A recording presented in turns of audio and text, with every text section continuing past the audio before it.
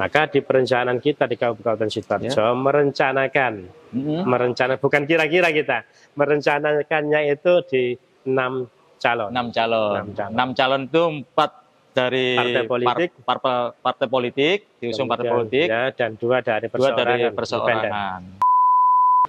Kalau sekarang kan sudah bertebaran banyak baliho, banner, spanduk, sosok-sosok yang kira-kira walaupun dalam tanda kutip tulisannya mengucapkan selamat Idul Fitri dan sebagainya. Itu kira-kira bisa dipandang nggak bahwa mereka itu bakal calon gitu ya? Bagi KPU tidak.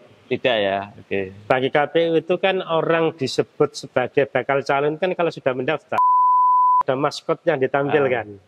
Maskot Pilkada Sidoarjo ini apa? Kemudian harus ada jingle untuk pemilih pilkada itu. Maka di setiap momen seperti ini, KPU Kabupaten Sidoarjo ini supaya menjadi minat bersama-sama ini kita lombakan. Kita lombakan juga meriah ya. Supaya juga meriah, masyarakat tahu lombanya kapan. Kemarin di pleno KPU hari Senin kemarin ini sudah kita rencanakan, insya Allah 1-2 minggu ini kita akan melakukan proses 2 lomba itu, 2 lomba jingle maupun maskot yang nanti akan kita tampilkan, kita sampaikan pada masyarakat saat peluncuran atau launching pilkada itu.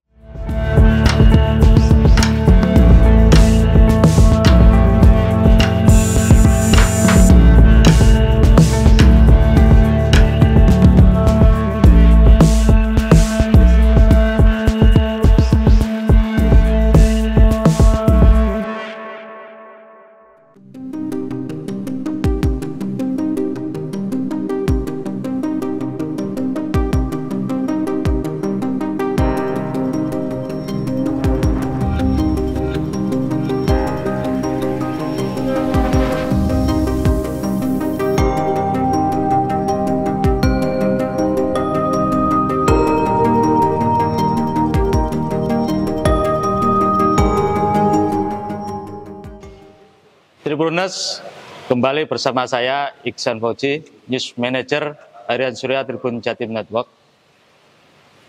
Kami meneruskan roadshow keliling dari KPU ke KPU.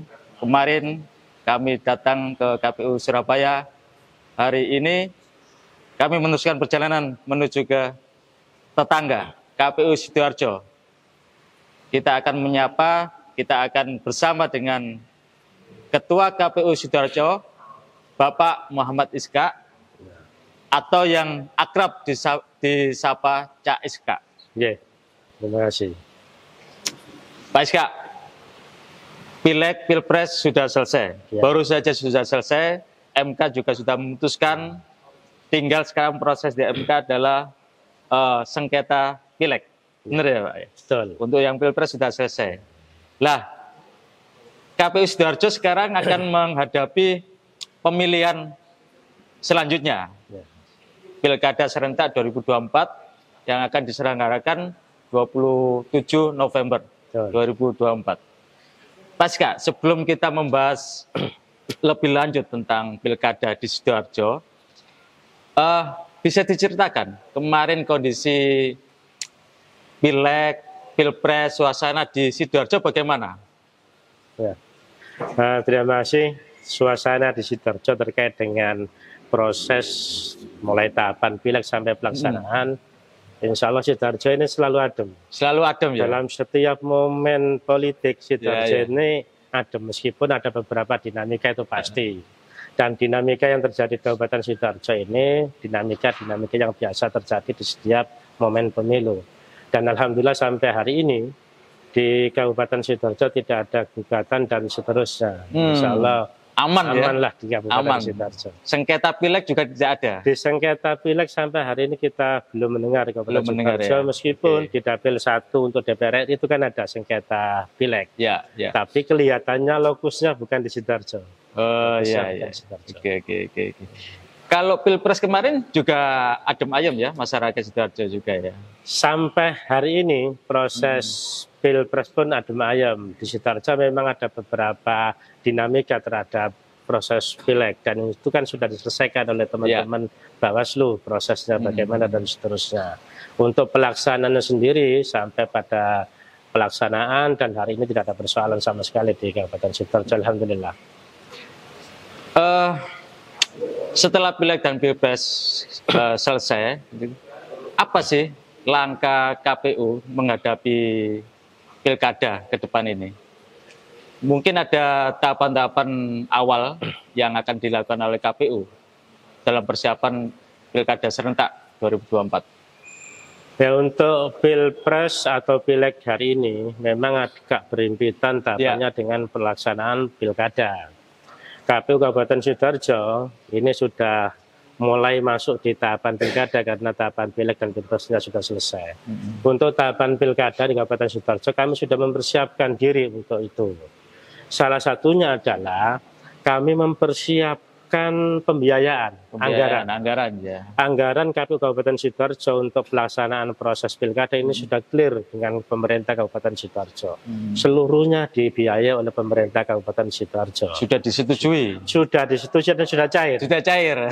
Hanya ada beberapa kabupaten di Jawa Timur yang anggarannya sudah 100% diterima oleh KPU. Salah satunya Sidoarjo. Berapa untuk besaran yang anggaran kita terima hibah untuk Pilkada di Kabupaten Sidoarjo 84,8 miliar untuk seluruh proses pelaksanaan Pilkada.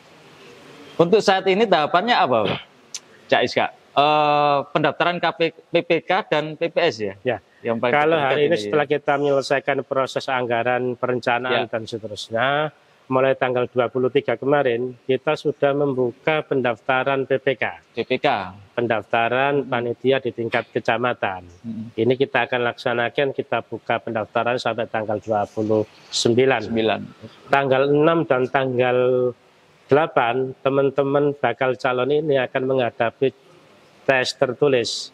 Hasilnya nanti di tanggal 16 Mei akan kita lakukan pelantikan bagi yang terpilih. Yang dipilih. Apakah komposisi petugas PPK dan PPS itu sama nantinya atau memang ada verifikasi lagi?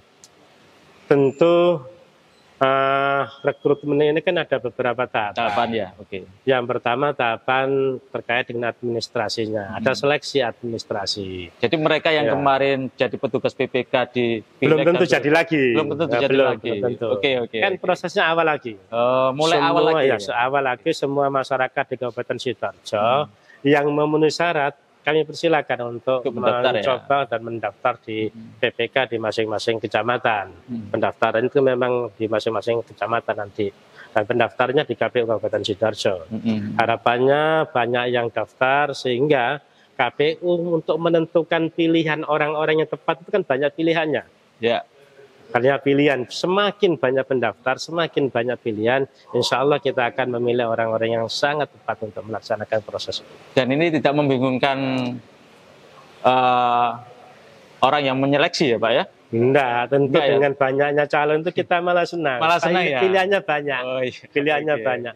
Justru kita ini khawatir kalau kemudian calonnya itu ngepres ataupun bahkan berkurang. Ini kan nanti akan ada proses selanjutnya kalau berkurang. Kira-kira nanti kriteria calon di usia berapa rentang yang akan dipilih atau memang ada syarat usia dari KPU sendiri? Kalau syarat usia di undang-undang ini kan nomor 17. Tapi nanti akan ada pertimbangan tertentu lah terkait dengan hal-hal begitu.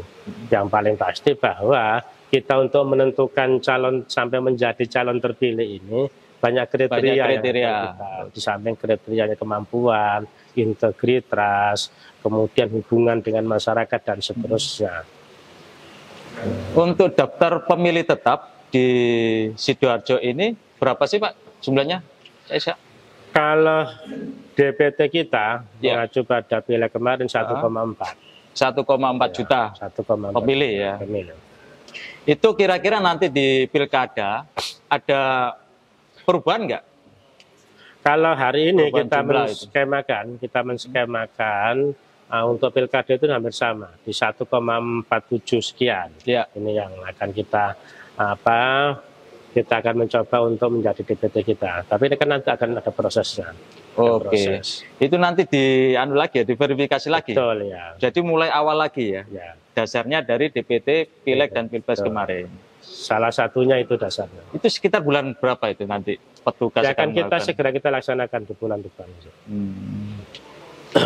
Berkaca pada pilkada sebelumnya dan pemilu 2024 ini ya, apa yang menjadi evaluasi KPU Sidoarjo ya? Yang menjadi evaluasi kami di KPU Kabupaten Sidoarjo tentu kami tetap akan mengupayakan, terutama di sisi penyelenggara dulu. Penyelenggara. Penyelenggara yang kemarin sudah menjadi PPK, menjadi PPS akan kita lakukan evaluasi. Di sisi apanya? Yang pertama di sisi kemampuannya, di skill dan kemampuan. Yang kedua di sisi integritas. Apakah penyelenggara-penyelenggara ini ada catatan terkait dengan integritas? Tentu ini juga akan menjadi bagian dari evaluasi kita untuk memilih orang yang tepat untuk atau kita di tahun 2024. Untuk penyelenggara itu nanti ya. Untuk penyelenggaraan.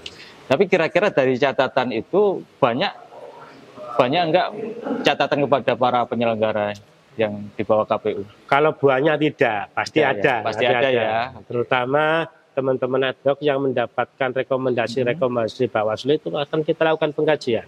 Kalau mereka daftar kembali di ad hoc kita di tahun 2024 ini nanti ya. CSK, hal yang kerap terjadi di setiap pilkada, hampir setiap pilkada itu adalah persyaratan administrasi calon. Gitu ya.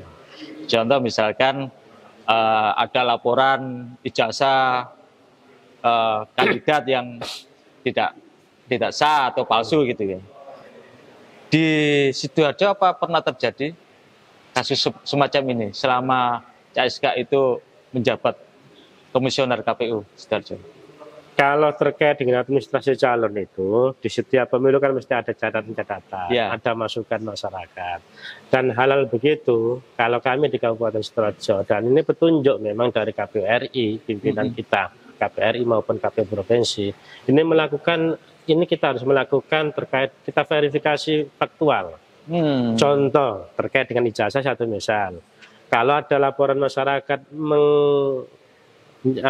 satu misal laporannya terkait dengan ijazah ini ada yang menganggap kurang baik, kurang benar dan seterusnya, maka ini kita lakukan klarifikasi tempatnya berada atau klarifikasi begitu. Itu sampai klarifikasi ke sekolah. Kalau sekolah bagaimana kemudian kalau sekolahnya sudah bubar satu misal begitu, kita klarifikasi ke dinas tertentu, dinas terkait yang memidangi itu, ke Dinkes kemana gitu. Tapi selama ini di KPU Sidoarjo selalu ada begitu. Selalu ada laporan dari masyarakat. Apakah itu pileg maupun pilkada selalu ada begitu. Dan itu biasa memang. Itu bentuk pelaporannya bagaimana? Mereka datang ke KPU langsung atau ke PPK atau bagaimana? Kadang-kadang kan begini, sebelum ada laporan itu kan kita lakukan verifikasi. Iya. Kalau kemudian dari verifikasi itu ada satu misal kejanggalan di ijazah itu kita lakukan klarifikasi atau verifikasi faktual ke sekolah atau yang lain. Kalau kemudian ini sampai menurut kita ini sudah clear semua satu misal begitu, kemudian ada masyarakat yang melaporkan terkait ijazah, terkait surat yang lain dan seterusnya, kita pun akan menindaklanjuti itu. Dan pasti KPU akan menindaklanjuti apapun masukan dari masyarakat. Tidak mungkin itu kita abaikan. Selalu ada ya. Selalu ada laporan. Dan itu kan dinamika yang biasa begitu. Bagi KPU hal-hal begitu hal yang biasa. Tapi itu nggak sampai masuk KPU calon yang disebut atau dilaporkan tadi lolos gitu kan sampai dilaporkan digugat ke PT UN maupun ke pengadilan dan sebagainya, nggak sampai. Kami juga pernah begitu. Pernah ya. Untuk pileg kami juga pernah digugat di PT UN dan seterusnya. Tapi bagi KPU ini kan yang penting kita sudah melaksanakan seluruh prosesnya, seluruh proses tahapan administrasi sesuai dengan juknis, sesuai dengan undang-undang, sesuai dengan PKPU. Kalau kemudian ada calon masyarakat yang tidak terima akan hasil itu, mereka kan punya kewenangan untuk melakukan gugatan KPU. Biasanya kami itu terbuka. Ketika KPU digugat, ya kita jalani prosesnya. Kalau kita dianggap menang ya selesai. Kalau kita dianggap kalah ya kita terima. Semudah itu sebetulnya KPU. Kami tidak pernah merasa bahwa kalau KPU kalah ini KPU begini-begini, tidak. Kalau KPU di sidang satu misal di PT UN kita kalah, Ya. kita laksanakan hasil putusan PT UN. Karena prinsipnya Karena KPU iya, adalah menjalankan putusan dan undang-undang itu Undang-undang. sendiri ya. Betul. Oke. Kalau pilkada ke depan ini, Cak Iska, itu kira-kira berapa pasangan calon sih yang bisa ikut dalam kontestasi nanti? Kalau KPU itu kan selalu berpegang pada prinsip, ini kalau ngomong terkait dengan pasangan calon, Ya, ini kan kita ngomong perencanaan kita. Ya. Ini berhubungan Berkaitan dengan anggaran. anggaran, oke. Tentu kan begitu. Kalau Maka kurang nanti kalau sulit kurang nantinya. sulit nantinya. Makanya Oke. KPU itu kalau di Kabupaten Sidoarjo ini selalu membuat perencanaan calon ini maksimal. Mm-mm.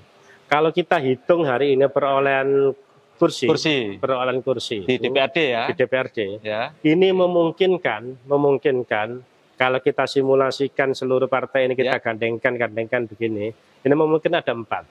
Ya. Memungkinkan akan ada 4 calon. Dan Ada tentu 4 kita calon, juga akan oke. fasilitasi calon perseorangan atau independen. Ya. Maka di perencanaan KPU itu 4 dari partai politik dan kita rencanakan untuk calon perseorangan atau independen itu 2. Maka di perencanaan kita di Kabupaten Sidoarjo merencanakan, bukan kira-kira kita, merencanakannya itu di 6 calon. 6 calon. 6 calon itu 4 dari Partai politik.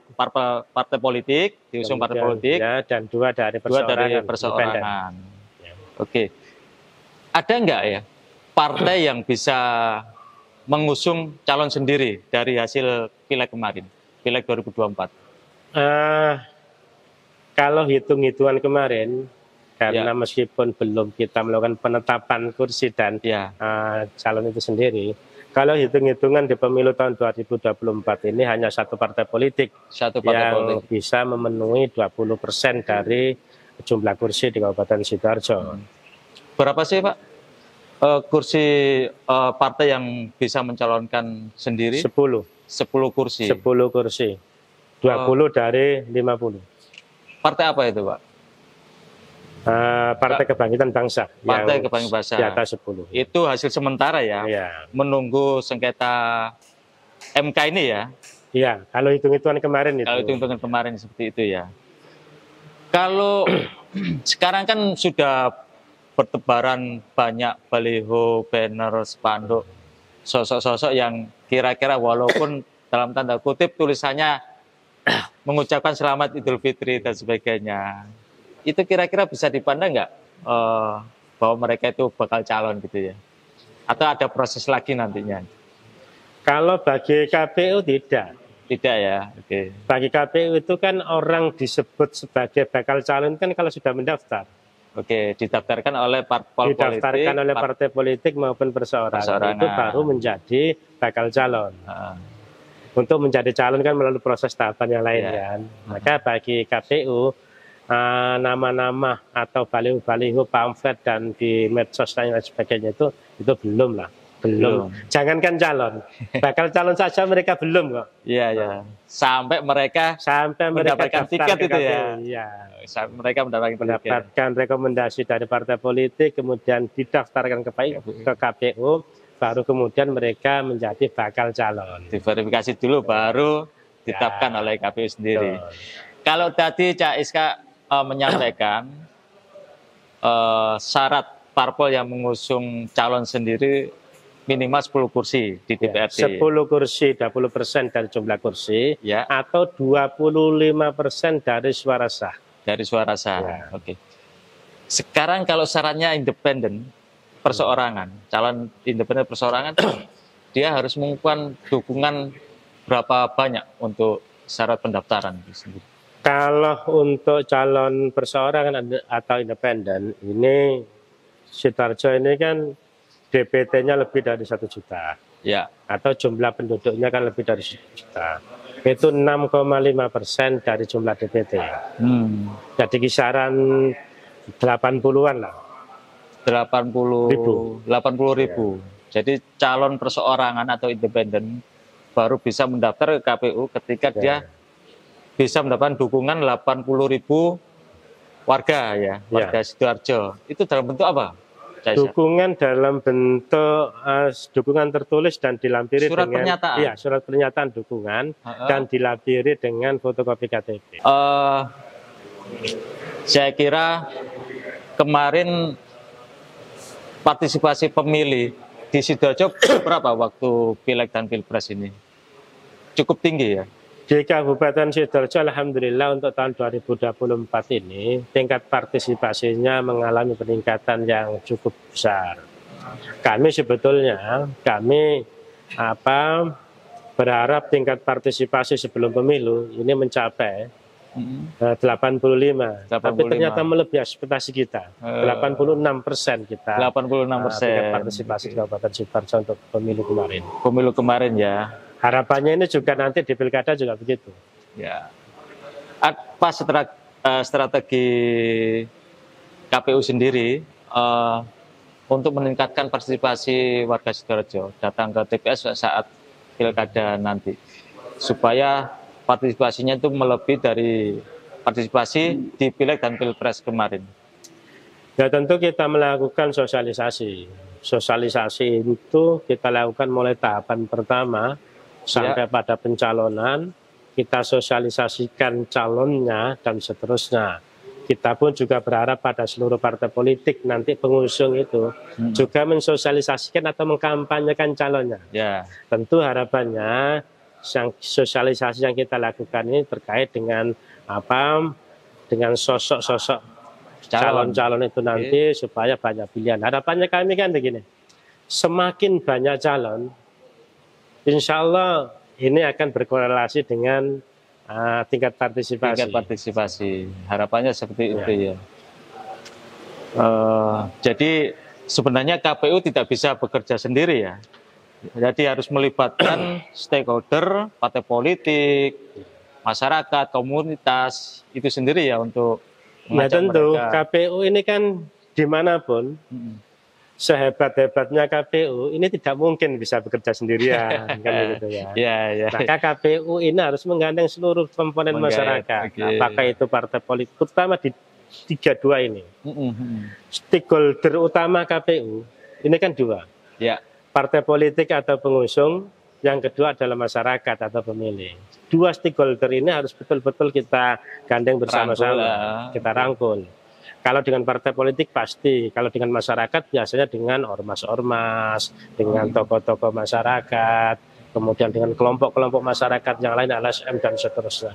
Ini semua harus berkolaborasi bersama-sama kalau kualitas pemilu di Kabupaten Sidoarjo, terutama di tingkat partisipasi ini bisa meningkat. Nah ini menarik ini, kualitas pemilih dan partisipasi masyarakat ini. Bagaimana KPU mengedukasi masyarakat supaya nanti mereka memilih calon yang benar-benar sesuai hati nurani mereka. Artinya bahwa mereka datang ke KPS tidak hanya sekedar memilih, tapi mereka berpikir untuk Sidoarjo 5 tahun ke depan. Apa kira-kira strategi KPU? Kalau KPU strateginya kan tentu sosialisasi. Kita kenalkan seluruh pasangan calon di Kabupaten Sidoarjo pada masyarakat. Tentu pengenalannya pun juga harus disampaikan juga terkait dengan visi misi dan program kerjanya ke masyarakat. Jangan sampai ada satu orang pun masyarakat Sidoarjo kalau tanggal 27 November itu ada pilkada, yang pertama. Yang kedua, jangan sampai ada kelompok masyarakat di Kabupaten Sidoarjo yang tidak tahu calonnya siapa saja, visi misinya apa, kemudian programnya apa. Ini harus semua tersampaikan pada seluruh kelompok masyarakat sampai tingkat paling bawah. Sehingga masyarakat dalam menentukan hak pilihnya ini betul-betul bisa memahami, oh kalau ini nanti visi misinya, program kerjanya begini. Supaya nanti ketika jadi masyarakat juga bisa mengawal dengan program kerjanya. Betul. Ini yang kata kunci yang harus benar-benar ditanamkan pada pikiran masyarakat. Betul. Mereka bisa mengawal pemimpin Sidoarjo ke depan ya. Betul.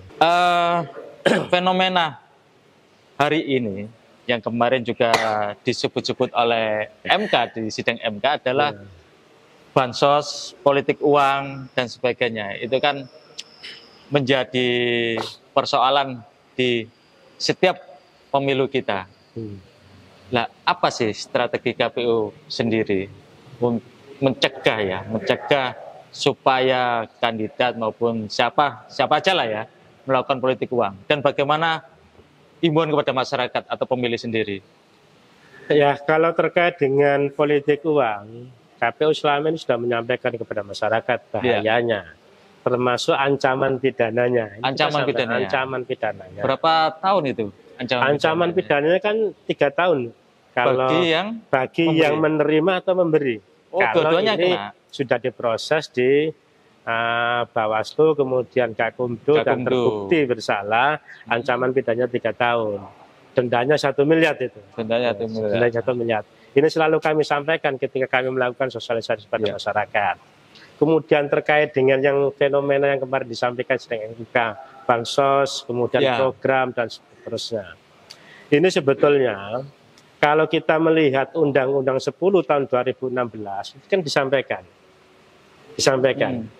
Bagi bupati dan pemerintah atau petahana, kalau mencalonkan diri dan seterusnya atau tidak mencalonkan diri, ini kan sebelum 6 bulan kan tidak boleh, tidak boleh kan menggunakan bantuan sosial ini.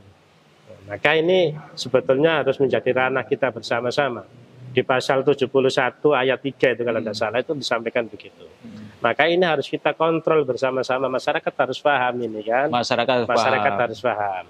Oh, bantuannya ini kira-kira berapa bulan sih disampaikan kepada masyarakat? Kira-kira kalau disampaikan dekat pemilu, orang akan berpikir ini politisasi. Ada politisasi. Maka untuk melihat itu, semuanya harus tahu ada Undang-Undang nomor 10 tahun 2016 itu di pasal 71 ayat 3 itu. Itu semuanya harus dipahamkan. Supaya apa? Supaya kita bisa saling mengingatkan kepada pemerintah, terutama petahana yang mau mencalonkan kembali. Jadi 6 bulan sebelum penetapan calon. Berarti kalau sekarang sudah nggak boleh. Harusnya begitu, harusnya sekarang. Kalau penetapan calon bupati, wakil bupati? Tanggal 22 September. 22 September. Betul. Artinya kalau ditarik belakang Maret kemarin Maret ini kan. Maret kemarin ya nggak boleh. Baik, Cak Iska. Terakhir bagi warga Sidoarjo bahwa KPU akan menyelenggarakan lomba lomba jingle dan maskot. Ya betul, Cak Iska. Bisa diceritakan kenapa kok dilombakan, tidak mau bikin sendiri KPU? Bagaimana? Di setiap momen pilkada. Kemarin di pilkada tahun 2020 pun juga kita begitu. Sebelum kita melakukan peluncuran atau yang lebih kita kenal dengan nama launching pilkada ini kan. Launching itu kan ada 2 hal yang harus kita launching. Yang pertama kita pastikan pelaksanaan tanggalnya dulu. Yang kedua kan harus ada maskot yang ditampilkan. Maskot pilkada Sidoarjo ini apa? Kemudian harus ada jingle untuk pemilih pilkada itu. Maka di setiap momen seperti ini KPU Kabupaten Sidoarjo ini supaya menjadi minat bersama-sama ini kita lombakan. Supaya juga meriah supaya juga meriah, masyarakat tahu lombanya kapan. Kemarin di pleno KPU hari Senin kemarin ini sudah kita rencanakan insya Allah 1-2 minggu ini kita akan melakukan proses 2 lomba itu, 2 lomba jingle maupun maskot yang nanti akan kita tampilkan, kita sampaikan pada masyarakat saat peluncuran atau launching pilkada itu. Kapan launchingnya? Launching pilkada? Kita masih melihat waktu yang pas. Masih melihat waktu masih direncanakan oleh divisi divisi sosialisasi kita. Waktu yang pas kapan? Tentu waktu yang pas ini kan juga harus sesuai dengan kondisi setempat. Boleh tahu nggak bocoran hadiahnya ini untuk masyarakat yang memenangkan lomba jingle dan maskot nanti? Kalau dahulu kan hadiahnya di samping sertifikat, kemudian trofi itu ada uang. Ada uang Oke. Baik, warga Sidoarjo jangan lupa ikut lomba jingle dan maskotnya KPU Sidoarjo menghadapi Pilkada Serentak 2024. Terakhir, Cak Iska, sebagai penutup, kami berharap Cak Iska memberikan himbauan atau closing statement tentang harapan KPU kepada masyarakat Sidoarjo menghadapi Pilkada 2024 ke depan? Ya, KPU Kabupaten Sidoarjo ini merasa bahwa kami di Kabupaten Sidoarjo ini tidak akan mampu melaksanakan pilkada ini sendirian tanpa turut serta dari seluruh komponen masyarakat di Kabupaten Sidoarjo. Maka kami atas nama seluruh KPU Kabupaten Sidoarjo berharap masyarakat ini berpartisipasi aktif untuk sama-sama mensukseskan pemilu pilkada tahun 2024. Kemarin di pemilu tahun 2024 di pilegnya kami di Kabupaten Sidoarjo dan seluruh masyarakat sudah menyaksikan sendiri bahwa tingkat partisipasi kita meningkat. Kita juga berharap tingkat partisipasi untuk pilkada juga meningkat. Di tahun 2020 tingkat partisipasi kan 71%. Hari ini kita nanti akan